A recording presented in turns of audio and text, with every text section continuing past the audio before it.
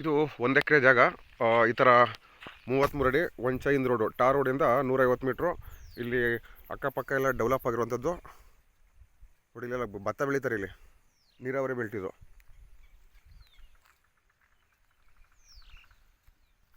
ಇಲ್ಲಿ ಅಳತೆ ಕಲ್ಲಾಗಿದೆ ನೋಡಿ. ಈ ಅಳತೆ ಕಲ್ಲಿಂದ ಹಿಡಿದು ಹಿಂದೆ ಬೇರೆಯವರು ಪೆನ್ಸಿಂಗ್ ಹಾಕ್ಕೊಂಡಿದ್ದಾರೆ, ನೋಡ್ಬೋದು ನೀವು.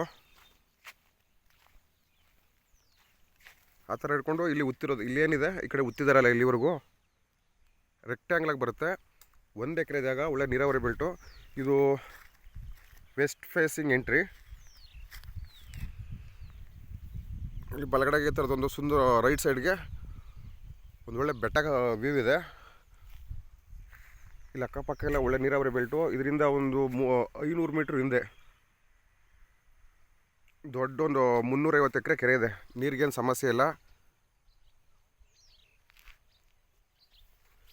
ಈ ರೋಡು ಇಲ್ಲೇ ಸ್ಟಾಪ್ ಆಗಿದೆ. ಈ ಮುಂದೆ ಕಂಟಿನ್ಯೂ ಮಾಡ್ತಾರೆ ಇದನ್ನು.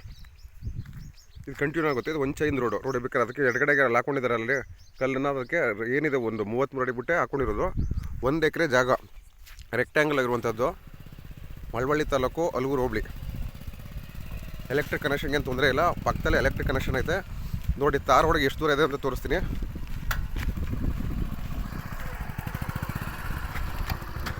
ನೋಡಿ ಇಲ್ಲಿ ಎದುರುಗಡೆ ಎಲ್ಲ ಭತ್ತ ಬೆಳೀತಾರೆ ಈ ಏರಿಯಾದಲ್ಲಿ, ಅಂತ ನೀರಾವರಿ ಬೆಲ್ಟ್ ಇದು.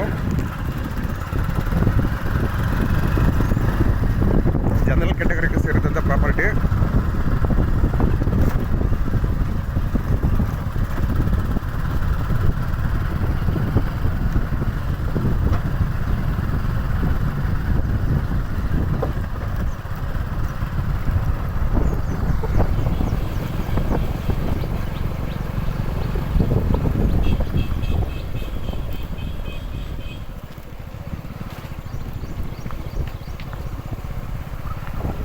ಸರ್,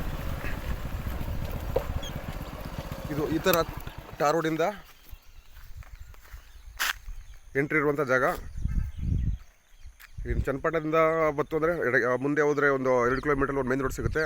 ಬಲಗಡೆಗೆ ಹೋದರೆ ಅಲಗೂರು, ಎಡಗಡೆಗೆ ಹೋದರೆ ಚನ್ನಪಟ್ಟಣ. ಈ ಥರ ರೋಡು ಚನ್ನಪಟ್ಟಣಕ್ಕೆ ಇಲ್ಲಿಂದ ಈ ಜಾಗದಿಂದ 20 ಕಿಲೋಮೀಟರ್ ಇದೆ.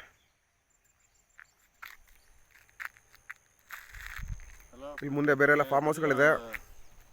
ಬೇರೆಯವ್ರ ಫಾರ್ಮ್ ಹೌಸು, ಜನನಿ ಬಿಡ ಇರುವಂಥ ಪ್ರದೇಶ. ಸೇಫ್ಟಿಗೆ ಏನು ತಲೆ ಕೆಡಿಸ್ಕೊಳ್ಳಂಗಿಲ್ಲ. 1 ಎಕರೆ ಜಾಗ ತೋರಿಸಿದ್ನಲ್ಲ, ಬಲಗಡೆ ಬೆಟ್ಟ, ಈ ಥರ ಸುಂದರವಾದ ಬೆಟ್ಟ.